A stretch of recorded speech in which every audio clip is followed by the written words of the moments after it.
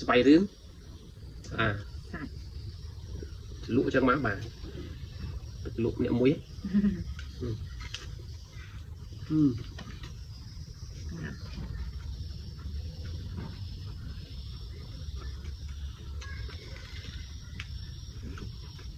ជំរាបសួរពុកម៉ែបងប្អូនបាទជួបជាមួយខ្ញុំបាទទៀតហើយបងប្អូនណាថ្ងៃត្រង់ទៀតហើយជាមួយទៅនឹងពាក្យជាថ្ងៃនេះគឺបាទមានបញ្ឆាវណាបងប្អូនណាបញ្ឆាវបាទបងប្អូនធ្លាប់ញ៉ាំបញ្ឆាវទេគឺទៅនំមែនតើបាទអញ្ចឹងយើងមានទឹកគីឡូបងប្អូននេះទឹកគីឡូទឹកត្រីផ្អែមបញ្ឆាវគេមានទឹកត្រីផ្អែមហើយយើងចង់ញ៉ាំមួយនៅបញ្ចុកក៏បានដែរបន្លែយើងមានសាឡាត់គាត់ថាទៅសក់បាទបងប្អូនមានទៅសក់អញ្ចឹងបងប្អូនជួយតាមដានបាទពួកខ្ញុំទាំងពីរនេះបាទប្តីប្រពន្ធបាទគឺគូស្នេហ៍ក៏បានដែរបងប្អូនណាហើយយើងញ៉ាំមានបន្លែមានអីបាទបងប្អូនទស្សនាទាំងអស់នេះបាទអញ្ចឹងយើងញ៉ាំបញ្ឆាវជាមួយញ៉ាំទាំងពីរអ្នកអស់គ្នាបងប្អូនបាទអញ្ចឹងយើងញ៉ាំមិនទៅតែយើងញ៉ាំតំណបន្លែបាទបាទតំណមែនតើបងប្អូននេះបន្លែហើយអានេះស្បៃរឿងលក់ចឹងមកបាទលក់អ្នកមួយ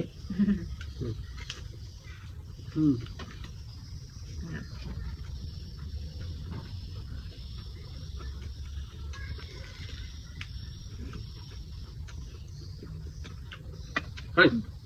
ជិតមែនទេបងប្អូន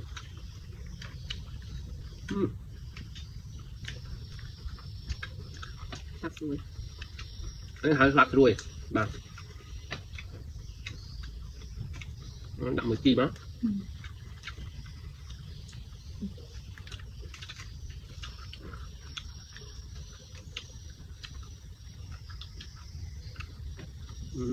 ใส่กระดกท่าน2 ปีចុកឲ្យពេញបាត់ហើយបងប្អូននេះ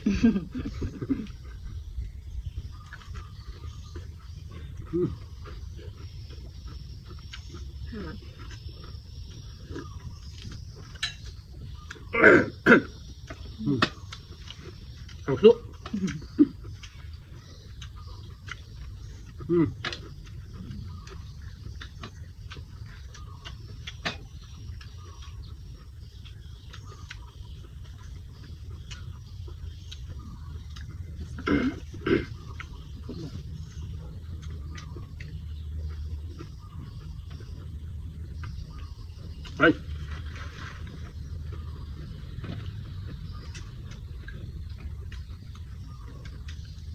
ហើយធ្វើបញ្ឆាយយូរបងប្អូន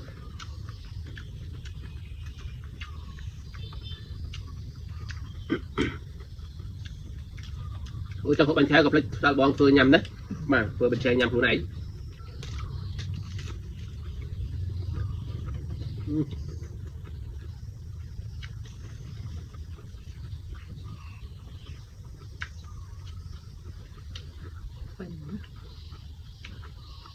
มือจักกันเลยช่างดิ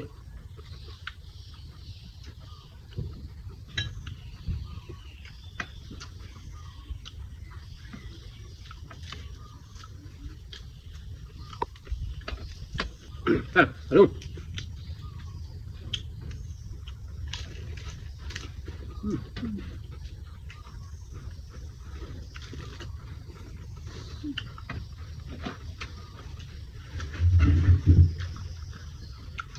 ăn nó không đầy cho rồi bà đâu